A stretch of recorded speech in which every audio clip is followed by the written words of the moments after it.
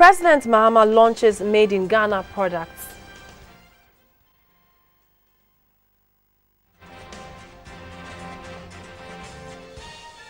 MPP denies knowledge of alleged guns after the headquarters was ransacked.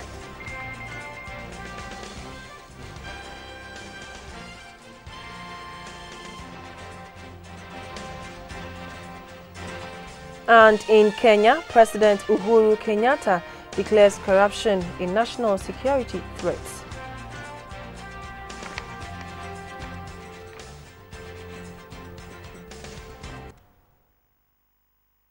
Good evening and thanks so much for joining us. This is News Hour on GBC24, the all-news channel, and GTV with Conrad Kakraba and... My name is Shelley and Robert Frimpong Manso is our signer for tonight.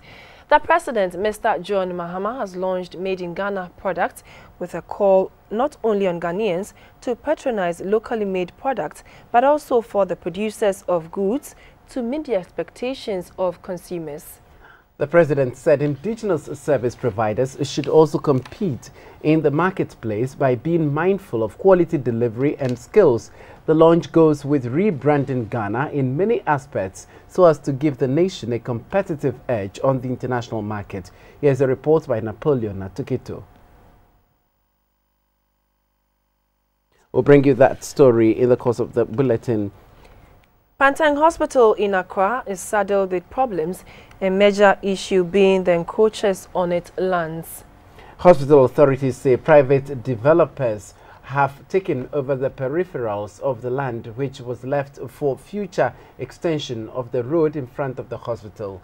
Our reporter Winifred Afum says the authorities are overwhelmed by the state of affairs. First was the Accra Psychiatric Hospital, then Anchor and then Pantang in that order.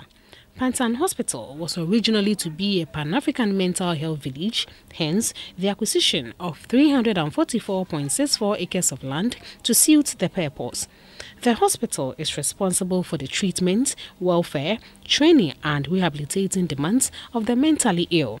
However, it now caters for general cases as well and has recently added on a maternity ward. Nurses from all over the country are affiliated to this hospital for their 6 months proficiency training in psychiatry.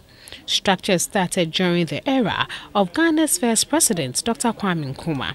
However, over the years, these structures, which were to serve as training centers and accommodation for staff, have not been touched again after the overthrow of Dr. Kwame Nkrumah.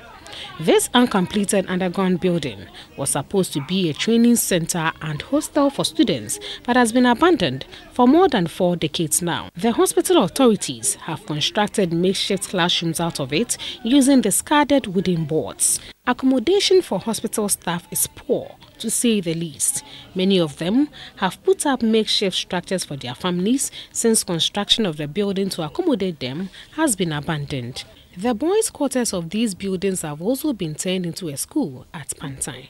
This is the primary, kindergarten and JHS.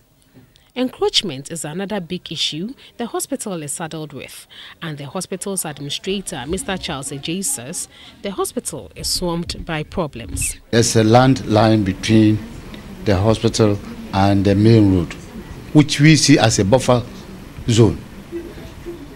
Before we realize, some people are claiming that it is for them. So they sold it out to private individuals and they are developing it. That is going to interfere with the activities of the hospital. It is blocked the access route.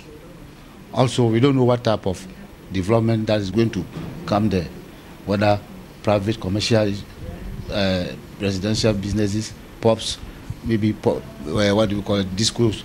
We don't know. Actually, that land is needed in the interest of the state. The hospital has interest in it, and we thought it's a buffer store which should be lying there. Now somebody is claiming it. To prevent an already bad situation from worsening, Mr. Ejay says the peripherals of the hospital were developed to deter encroachers, but evidently this has not worked. This building, for instance, which is also on the peripheral, was built in 2006 to serve as a conference facility and apartment for events hosted by the Ministry of Health. It has also been abandoned and squatters have taken over. GBC24 was told that the building was more than 90% complete, since it only requires floor tiles and painting. The entire building is completely wired. Hospital authorities are sending an SOS to the government to help them fight encroachers on their lands. For GBC24, Winifred Efum, Pantai. With a total vote of 1,199,118, representing 95.1%, the NDC has overwhelmingly endorsed President John Mahama to lead the ruling party in the 2016 general elections.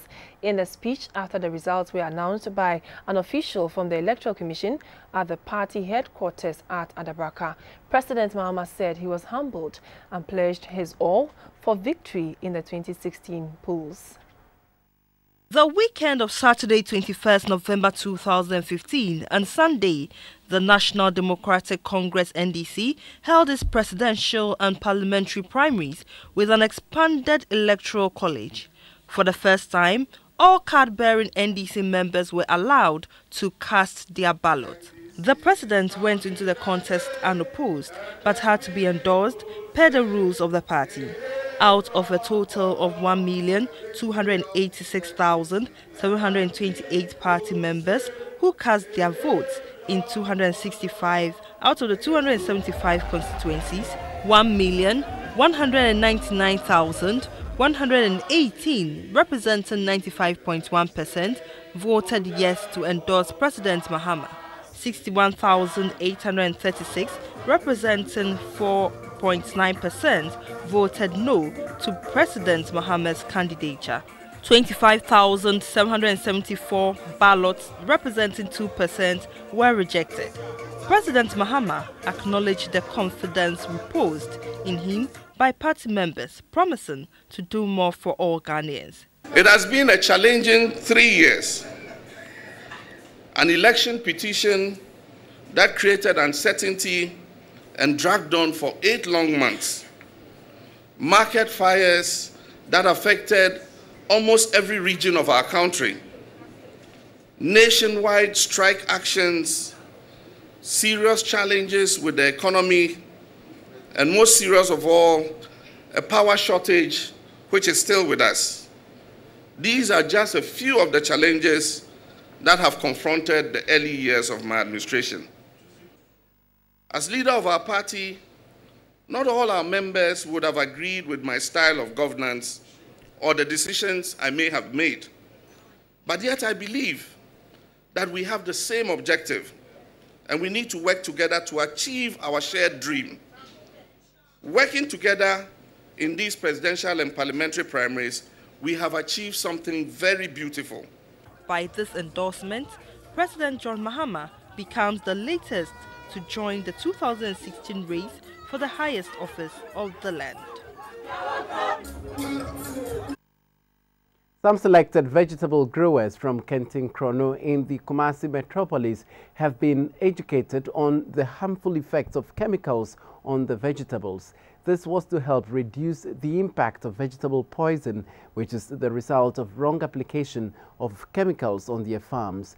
The education program was organized by the Ashanti Regional Extension and Linkage Committee of the Regional Directorate of Food and Agriculture and the Crops Research Institute. Vegetables are noted for their high level of mineral content which the body needs for survival. However, according to experts, people who patronize vegetables in Ghana end up being infected with diseases, sometimes cancer. This is brought about as a result of misapplication of chemicals, most of which are harmful to human health. While some of the chemicals are believed to help in the fast growth of the plants, others help protect vegetables from pests. Farmers who patronize these chemicals do so out of ignorance, while others use them without having adequate knowledge of how they are used. However, Because most vegetables are eaten in their raw state, the chemicals can have a harmful effect on the human body.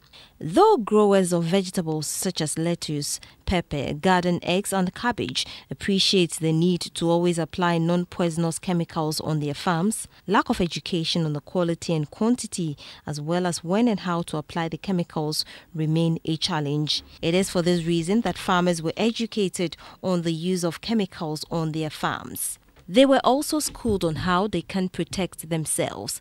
The Kumasi Metropolitan Director of Food and Agriculture, Mr. Stephen Asante, asked the farmers to work closely with agriculture extension agents for better yields and also for the health of consumers. Another senior research scientist at the CRI, Dr. Moses Muchai, noted that even though the use of agrochemicals in farming is beneficial, its excessive use can be harmful to human lives.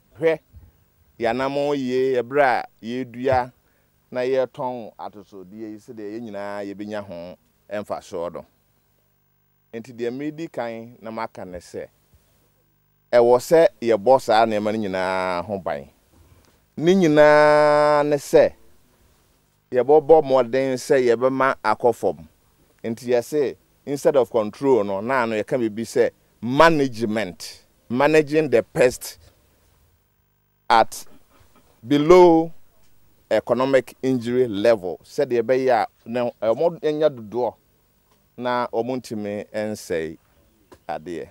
The scientists took turns to address some of the concerns raised by the farmers.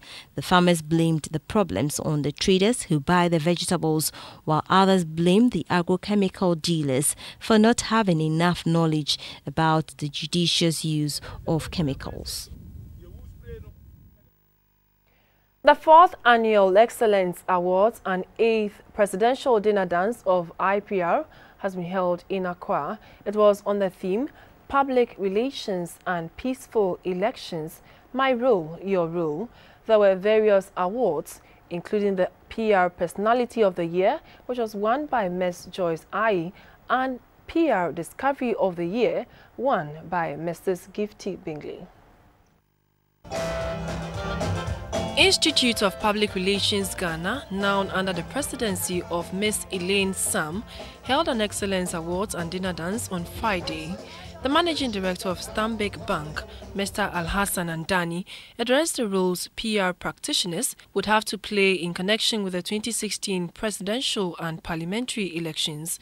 Your role is to shape the political dialogue by using your reach and network to encourage adoptions of these principles that continue to serve all of us well. Acknowledgements and plaques were given to the executives of IPR who served in the past years, noting their significant contributions to the public relations practice in Ghana. Awards were given to the PR Organization of the Year, Best Social Media Website of the Year, PR Discovery of the Year, the PR Personality of the Year, and many others.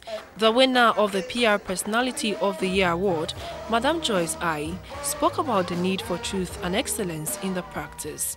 Doing PR is not a job, it's a mission to use communication to make lives better. But for me, what is even more important is that truth, integrity, and excellence ought to be the values that we cherish the most. Madam Aye, in an interview with GBC24, gave some advice to upcoming PR practitioners. The profession is a profession that thrives on truth, on integrity, on creative thinking, and on excellent communication skills.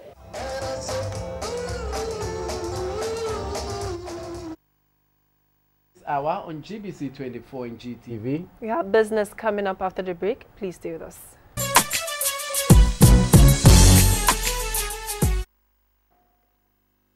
Good evening, it's time to do some business. My name is Esther Adu. Cost of credit and reliable power supply are some of the basic challenges facing industries in Ghana. At the 4th AGI Award ceremony in Accra, the president of the Association of Ghana Industries, Mr. James Asariaje, said the industries can only improve if government is able to address the challenges. The Association of Ghana Industries AGI Awards was instituted to recognize and reward companies or industries for their achievement in their area of business. The event is held annually and marks the climax of the National Industrial Week celebration. The Chief Director at the Ministry of Trade and Industry, Mr. Dawanoba Biaka, said the year has been challenging for businesses, especially with the currency volatility and inadequate power supply. Companies that distinguished themselves under the year under review were awarded. The fastest AGI Growing Company of the Year award went to GN Bank as the second runner-up. The Best Practice in Sustainable Manufacturing Company award was given to Unilever Ghana Limited as the first runner-up. The overall Best AGI Industrial Company of the Year went to GASEM. The president of the Association of Ghana Industries, James Asariaje, was of the view that it is not a good signal to have companies start up businesses but collapse after a few years in operation due to the harsh economic situation. Our weak macroeconomic fundamentals have been a major concern throughout the year.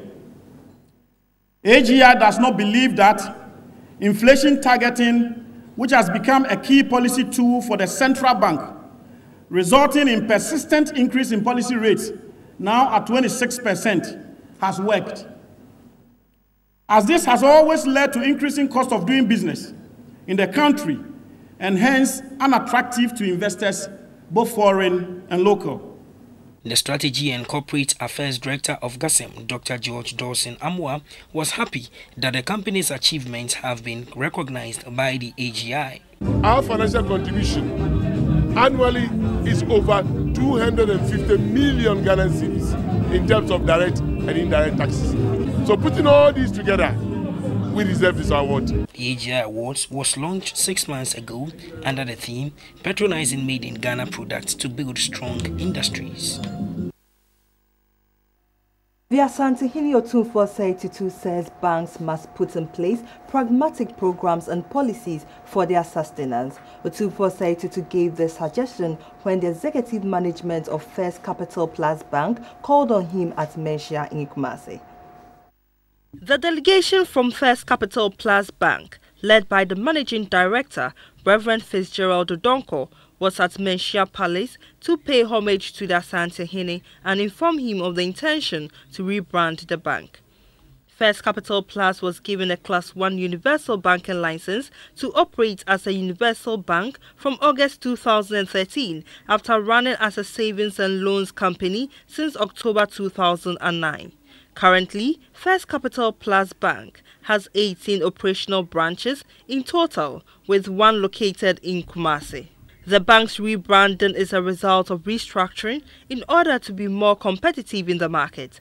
The managing director, Reverend Fitzgerald Odonko, explained the purpose of the courtesy call. We've also come here to also play our little role to support your foundation with a donation, and then to use the opportunity to inform you of rebranding of our bank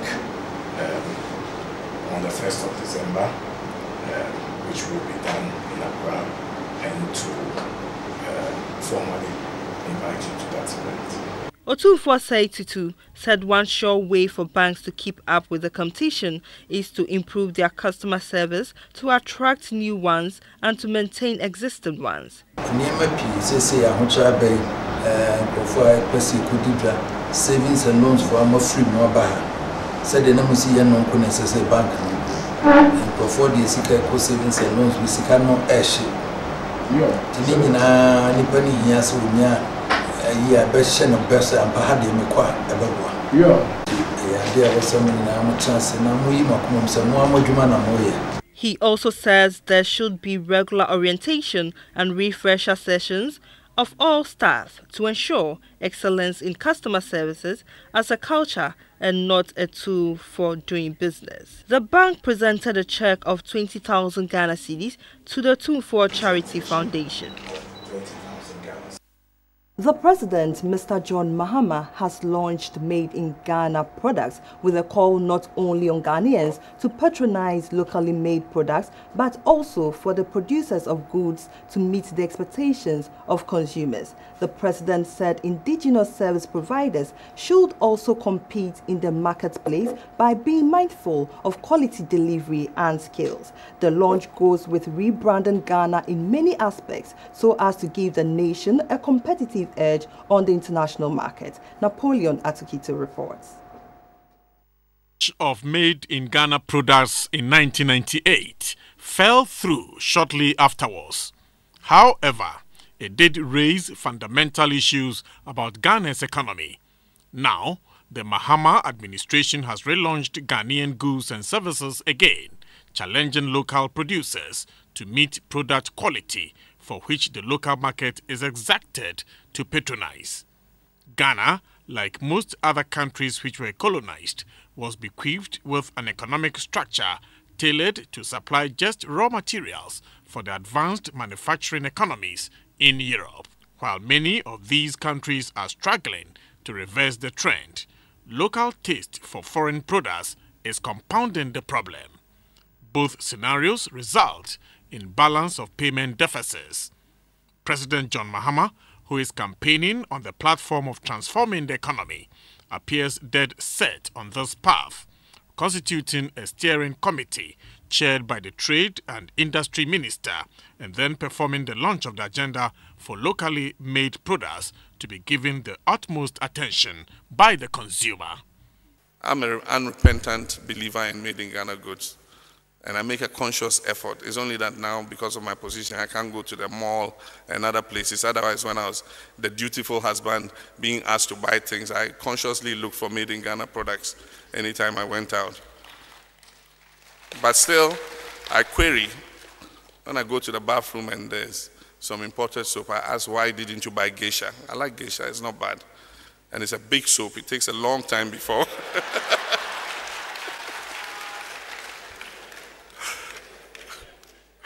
You know, or even toothpaste. Why did you buy this imported toothpaste instead of, local toothpaste? Because Unilever produces toothpaste, and it's our fellow Ghanaians who work there to continue to produce that toothpaste. And so it's something that one does consciously. One of the major issues raised with making in Ghana goods is packaging. And I think that as part of the campaign, we should see how we can help our people with packaging. Trade and Industry Minister Dr. Ekospio Gabra said most of the time, those crying foul about something are the same people who cause a problem. Except the differences in semantics, he sounded very much like the president about unbridled importations and taste for foreign goods, which ultimately create economic crisis for the importing country. The government is urging state procurement agencies to prospect the local market more. The government is also pushing a local content bill that will allocate a percentage of jobs or supplies from local sources in selected operations. The state has demonstrated commitment to the task by giving 50 million Ghana cedis to the pharmaceutical sector to enhance its productivity. Local producers, however, call for tax reliefs and further incentives. They also call on the state to take a second look at the trade liberalization regime. Napoleon Atukito for GTV. The performance of the cedi on the interbank market is up next.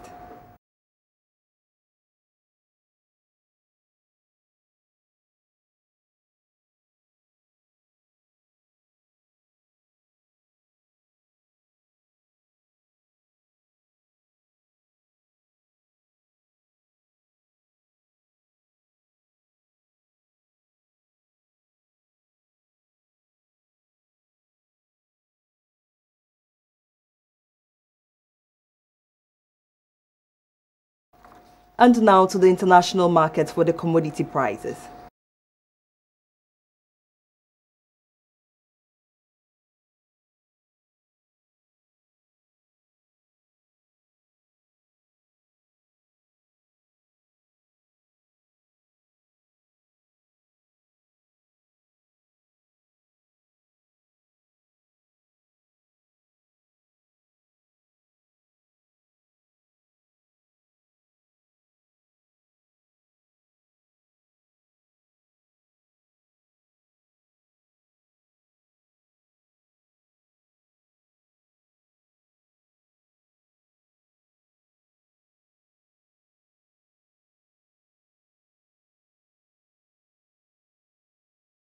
And that was Business, brought to you by EcoBank, Hisense and Airtel. Have a good evening. On GBC24, the New Patriotic Party says its headquarters was besieged and vandalized by men in military and police uniform in the early hours of Monday, the 23rd of November 2015. And according to the party, the group locked the only 3 party members up at the party security checkpoint and conducted a search without a warrant and in the absence of any member of the party, and came up with sacks full of guns which they claim they found on the premises of the headquarters. In a news conference held this evening, the MPP said, first of all, they do not and will never keep guns. And again, they deem it a grievous attack on the nation's democracy as a group was able to secure police and military uniforms and vehicles to conduct an operation. A heavy security presence at the MPP headquarters when GBC24 arrived there. According to the MPP, at about 1 a.m., there was a knock on the main gate of the headquarters where 2 security men were at post. About 15 men in military and police uniforms and vehicles entered the premises. And according to the party, the men in the uniform allowed another group in red T-shirts to enter the premises. The questions that should occupy our minds at this time is, number 1, who authorized this operation by these men in military uniforms? How did they get access to police vehicles and to military vehicles? How did they proceed to search the NPP head office without producing a warrant? How did they proceed to conduct searches in the office without notice to any party official or even involving the party security who were on site? Why have the police also detained? Because the second security man who was left was also detained by the police. And we're wondering why he's also been detained. But more seriously, this can turn out to be a grievous attack on Ghana's democracy. This group, according to the MPP, vandalized the offices of the national organizer and director of elections, broke into their office computers and made away with the hard drives and jubilated that they had taken over the security of the party. The national organizer of the party, after spending hours with the police, added his side of the story to that of the party. This is the extract that they gave to the police. That is, these names and the numbers called at the charge office at 4 a.m. and reported that at about 11:30 p.m. on 22nd November 2015, when a gentleman they can identify were seen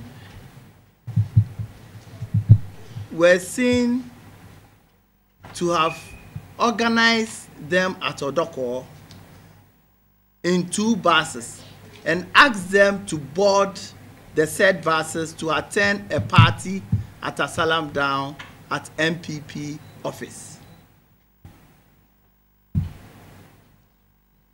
That on seeing the MPP office, they found a lot of people in military uniforms with guns and cutlasses and were issued with red T-shirts with inscription United Patriots,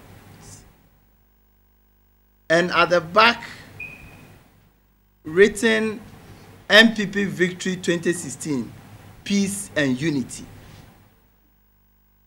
That on seeing the cutlasses and guns, they became alarmed and bolted. As such, they informed the police. This is an extract that after they informed the police wrote their official records. According to the party, 9 of the men in the red T-shirts have been arrested by the police, and the police is cooperating to ensure security at the headquarters of the party. We'll be back with some health news. Fruit salad ma woboshe say adepe wo fruit mu a ye friend vitamin C and ascorbic acid no ubenya ehun faso sara nso na citrus C ede na vitamin C ya hyenoma ta wo fra citrus C de biara eboa wo mawakro wu ntem eboa wo hunam ma no timi kuko flu ni kata eboa wo ma hunam ani da ho wo hoden a wo de kunyare wapi hoden pa no citrus C ade pankwa.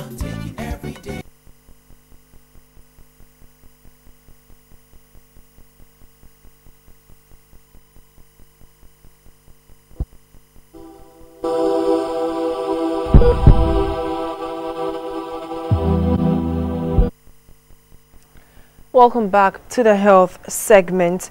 For 7 decades, the St. Martin de Porres Hospital at Agomenya in the lower Manya Krobo district of the Eastern region has served the Manya Krobo municipality with quality health care. The hospital has launched its 70th milestone celebrations. Key among its projects will be the establishment of a reproductive and children's health center. The St. Martin de Porres Hospital, established in 1946, is dedicated to providing healthcare services to the people of the Manya Krobo municipality and neighboring towns. It was also to augment the Akuse Government Hospital as an alternative health institution. From small beginnings, offering clinical and maternal health services, St. Martin de Porres Hospital now provides services such as eye and dental care, mental health, surgical, X-ray, scan, OPD, obstetrics and gynecology, among others. The hospital currently has a staff strength of 196, which comprises doctors, physician assistants, nurses, midwives, X-ray and scan, dispensary and laboratory technicians, pharmacists and anesthetists. Launching the 70th anniversary celebrations of the hospital, the president of the Ghana Heart Foundation, Professor Kwabena Frimpong Boateng, said sacrifice is key in health service delivery in the country. In this district, we should also look at certain areas where we think we have advantage and build up that area, even if it's eye care or ENT, so that we can attract people from other parts of Ghana.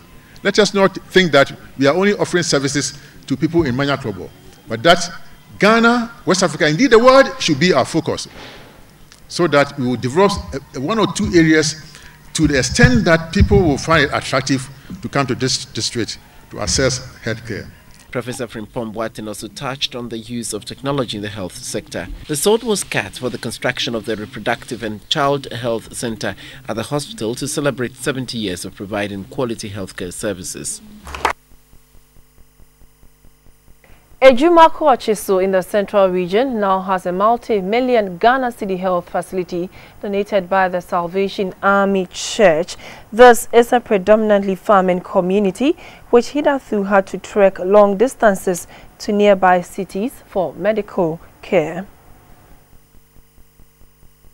Since its inception, the Salvation Army Church has supported in the areas of health, education and many other social services. According to the church, it behoves on them to undertake developmental projects to benefit especially rural folks. The Ejumako Achiso Health Facility is one of such needs that is being met. The clinic is a fully furnished one with the full complement of a medical staff. The territorial commander of the chapter of the Salvation Army Church, Colonel Joseph Lukau, spoke about this latest initiative and its benefit to the people. It's a true problem, maintenance, but we still believe that with the small contribution and also with the assistance of our partners, as you know, Salvation Army is working around the world in 127 countries, so we are not alone. We are part of this big army, and we know that the population will support, but also our partner will help us to maintain this facility. The facility's medical officer, Dr. Sally Prempe, takes charge of both the Ejumako Achiso and Ban Health posts. According to Dr. Prempe, the facility will serve several villages and hamlets in its catchment areas. She advised parents to give their children a balanced diet, since most of them who visit the clinic are malnourished. The parents around here are not willing to try other foods, complementary foods. they do just breast milk. There are people who are 1 year old and still doing just breast milk as food. And that's not good enough. So we as health personnel here would have to reach out and then educate the people out there. The chief of Ochiso, Nana Kwame Achim, thanked the church and pledged to educate the people on the need to maintain the facility and register for the health insurance. You're still watching News Hour on GBC24 and GTV. We have more coming up in this package. Please stay with us. In foreign news, Kenya's president has declared corruption a national security threat. President Uhuru Kenyatta announced on Monday a raft of measures to bolster the fight against corruption that is endemic in East Africa's largest economy. Measures include the vetting of customs and revenue officers whom the government believes are denying the country revenue by taking bribes to overlook individuals' and institutions' tax obligations. Kenyatta's nearly 3-year-old regime has come under heavy criticism for inaction against graft.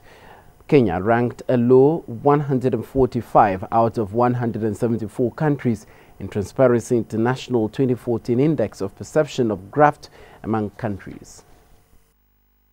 And next is sports. Hello, welcome. Let's talk sports. I am Theophilus Sampa. This is in partnership with Obinco Pharmaceuticals Limited, producers of Lunat. In Accra, the Ghana Rugby Club Championship League for the 2015-2016 season has started. Titans Sporting Club recorded the biggest win on the day as they thrashed UCC by 96 points to nothing. The Ghana Rugby Club Championship League for the 2015-2016 season started at the Accra Sports Stadium with 3 adult 15s matches. Dansoman Hurricanes kicked off the season with a win. They clashed with Accra Sharks. Aiming to get a good start, both sides displayed skills, speed and stamina. In the end, Dansoman Hurricanes won by 56 points to 10. Ida's Rugby Club in the green jersey also battled Griffins. Playing their first competitive league match, Griffins were a delight to watch. They matched the experienced Ida side boot for boot. At the end, Idas carried the day with 31 points to 5. Some players shared their experience. They are well experienced because most of them are filled up with expatriate and professional rugby players. And I think most of the guys are just 3 months old in playing rugby in the Griffins team. So I think with subsequent game we'll be able to improve and play better. I will never underrate them. They are a very strong team and they prepare before coming. But we use our experience, you know, we have a big guys and more experienced players, so we use our experience to beat them. Rugby is all about loving, the passion, and then the discipline. And we are going to impart that into our game. The last match on the day was the clash between Titans and UCC. Titans ran rout as they thrashed them by 96 points to nothing. The league continues. Still staying in Accra, Black Stars captain Asamoah Gyan has presented a cash amount of $30,000 to the Black Queens. This was to fulfill a promise he made earlier to give them that amount if they win gold at the 11th edition of the All Africa Games. Black Stars captain Asamoah Gyan presented a $30,000 cash to officials of the GFA for onward presentation to the Queens. The gesture is in fulfillment of a pledge he made to the team during the All Africa Games, which was staged in Congo, Brazzaville. Gyan earlier donated $10,000 to the Queens to aid their preparations for the competition before he traveled with the Black Stars from Congo for a friendly match.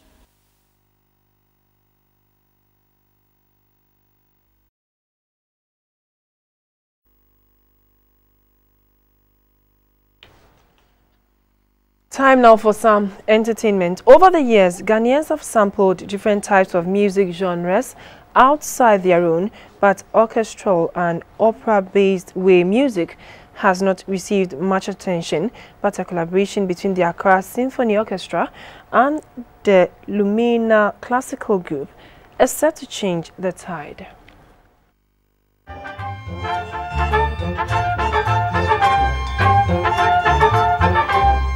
Many Ghanaians love orchestral and opera music, but there is an equally large number who do not appreciate this music. At a day in Accra to appreciate the symphony orchestra, reasons contributing to this phenomenon were confronted in a workshop. It was to equip participants with the needed tools when appreciating music. The opening performance by the ASO and the Lumina Classical Group was proof that the West is at home with opera music, but it was evident that Ghanaians are ready to match their Western counterparts and perhaps beat them at their game.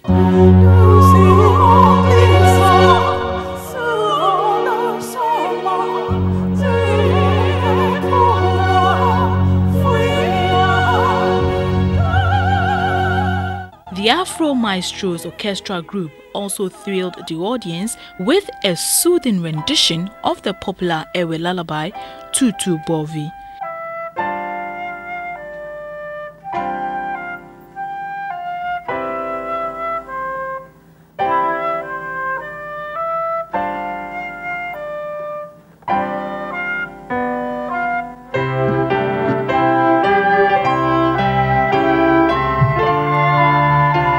After 3 years of preparations and intensive rehearsals, the ASO, the Lumina and the Afro Maestros are set to take the music industry by storm.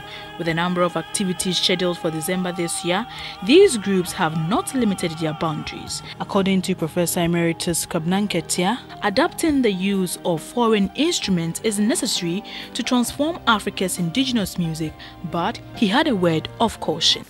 How do you perform your African music with instruments of adoption? Do you go on just playing their music, or do you look at your music and discover how you also can use it? The financial backbone behind this initiative, Dr. Mensa Otabil, is optimistic that this will beat international records and further boost the Ghana music industry to meet international standards. And that's it for the news. Thank you so much for your time. Good evening.